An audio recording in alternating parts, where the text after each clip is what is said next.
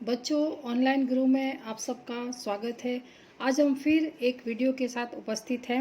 BEd first year का course 5 का ये वीडियो है। काफ़ी बच्चों को कन्फ्यूजन था कि मैम कोर्स 5 में समझ में नहीं आ रहा है, थोड़ा सा आप डिटेल में हमको हर यूनिट को एक्सप्लेन करिए। तो सबसे पहले हम फर्स्ट यूनिट पढ़ रहे हैं, जो है basic understanding and discipline and subjects. इसमें है अनुशासन और विषय की आधारभूत समझ, जिसमें हम सबसे पहला जो टॉपिक है मीनिंग ऑफ डिसिप्लिन, अनुशासन का अर्थ क्या है। अगर हम सामान्य रूप से अनुशासन की बात करें तो अनुशासन का मतलब होता है नियमों के पालन। जैसे कोई भी नियम है, अगर हम उसका पालन करते हैं तो उसे डिसिप्लिन में लिया जाता है। किसी भी स्थान विशेष में कुछ निश्चित नियम और परंपराओं का पालन ही अनुशासन माना जाता है। परंतु अगर हम वास्तविक रूप में देखें तो वास्तविक रूप में इसका अर्थ जो है वो भिन्न है। यह शब्द लैटिन भाषा के डिसिपुलस और डिसिप्लिना से उत्पन्न माना जाता है। डिसिपुलस का अर्थ शिष्य और डिसिप्लिना का अर्थ है लर्निंग, टीचिंग और इंस्ट्रक्शन। अगर हम बात करें शिक्षा के क्षेत्र की, तो शिक्षा के क्षेत्र में जब कोई पाठ्य वस्तु विद्यालय में पढ़ाई जाती है तो उसे विषय की संज्ञा दी जाती है। लेकिन वही विषय जब उच्च शिक्षा यानी कि संस्थानों में पढ़ाई जाती है तो उसे अनुशासन की संज्ञा दी जाती है, यानी कि डिसिप्लिन की संज्ञा दी जाती है। अगर हम देखें तो जैसे जैसे हमारी सृष्टि का विकास होता गया है, वैसे वैसे व्यक्ति के अनुभव, कौशल, ज्ञान में वृद्धि होती गई है। वैसे ही आप देखते हैं कि अगर पहले के समय की बात देखें, पहले के समय में आपके जो दादा दादी, नाना नानी या और भी जो थे, अगर आप उनकी बात भी पूछेंगे तो जो नॉलेज उनके पास था और आज उस नॉलेज में वृद्धि हुआ है, वृद्धि निरंतर वृद्धि होती गई है। वो किस आधार पर हुआ है? तो व्यक्ति के अनुभवों, कौशल, ज्ञान आदि में वृद्धि हुई है। और बढ़ता हुआ ज्ञान मनुष्य के, हम ये कह सकते हैं कि जो मनुष्य का ज्ञान बढ़ रहा है, वो बढ़ता हुआ ज्ञान जो है किस प्रकार मदद रूप रहा है, यानी किस प्रकार से हमें हेल्पफुल रहा है, हम किस तरह से उसका उपयोग कर पा रहे हैं। तो अगर हम देखें तो व्यक्तिगत ज्ञान में वृद्धि, हर व्यक्ति के व्यक्तिगत ज्ञान में वृद्धि हुई है। दूसरी तरफ देखें तो सामाजिक ज्ञान में वृद्धि हुई है, लोगों का सामाजिक ज्ञान का दायरा भी बढ़ गया है।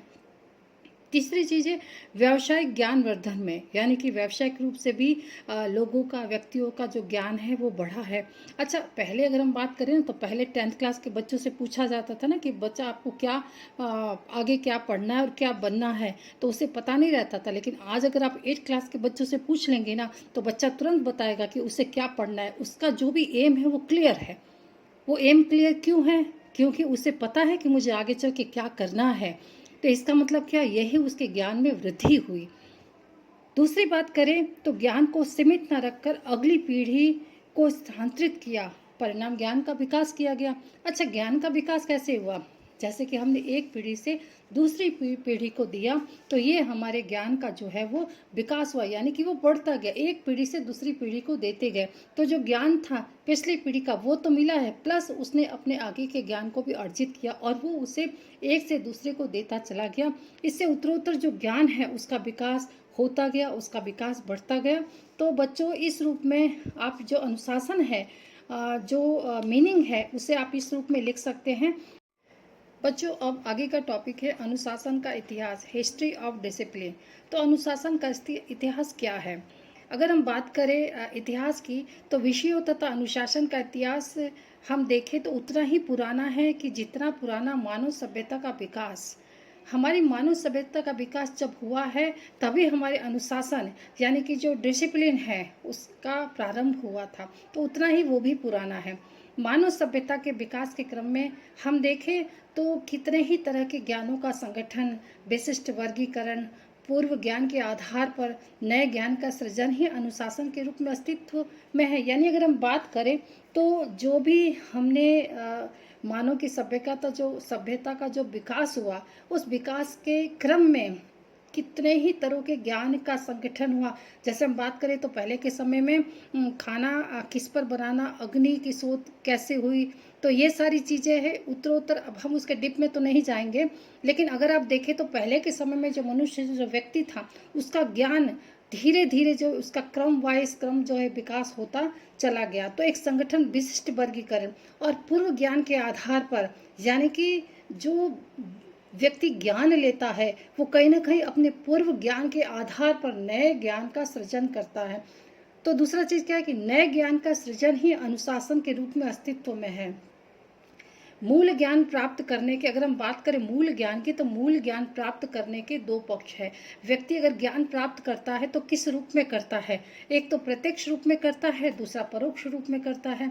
प्रत्यक्ष रूप में यानी कि जो सामने है, परोक्ष रूप में जो सामने नहीं है। प्रत्यक्ष ज्ञान का मतलब क्या है? अगर हम थोड़ा सा डीप में जाए प्रत्यक्ष ज्ञान के, तो प्रत्यक्ष ज्ञान का मतलब ज्ञानेंद्रियों के माध्यम से सीखना, ठीक है, जो हम अपने ज्ञानेंद्रियों के माध्यम से सीखते हैं, जो प्रत्यक्ष है, जो सामने है। परोक्ष ज्ञान का मतलब इस दूसरों के कथनों या पुस्तकों द्वारा प्राप्त होता है। देखिए यहाँ पर शब्द को अगर समझे, अगर आप देते प्रत्यक्ष यानी कि जो सामने है, परोक्ष यानी कि जो सामने नहीं है। हम जिसे दूसरों के से कथन जब दूसरों का सुनते हैं, या आपने सुना होगा अपनी दादी से वो जो कहानी कहती हैं अपने समय का, तो ये क्या हुआ? ये परोक्ष ज्ञान हुआ। या फिर आप पुस्तक में जो हिस्ट्री आप पढ़ते हो, जैसे छोटे बच्चे जो हिस्ट्री पढ़ते हो उसमें जो भी इतिहास हो चुका है उससे पढ़ते हैं, तो ये क्या है? ये है परोक्ष ज्ञान हुआ। तो इस रूप में जो है व्यक्ति ज्ञान को अर्जन करता है। दूसरी चीज़ अगर हम देखें तो अनुशासन के समृद्ध इतिहास का अनुमान हम कैसे लगा सकते हैं? तो ये 450 ईस्वा पूर्व भारत में नालंदा विश्वविद्यालय की स्थापना की गई थी। जैसे कि अभी आपने देखा कि नालंदा विश्वविद्यालय को अब इस समय जाकर के अपडेट किया गया है, और अपडेट किया भी जा रहा है, कई सौ साल पुराने।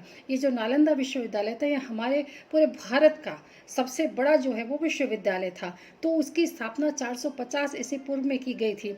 अब देखिए इसमें उच्च शिक्षा के अंतर्गत बौद्ध धर्म ग्रंथों का अध्ययन, खगोल शास्त्र का, व्याकरण का, दर्शन शास्त्र का व गणित का, इन सब का अध्ययन जो है वो होता था।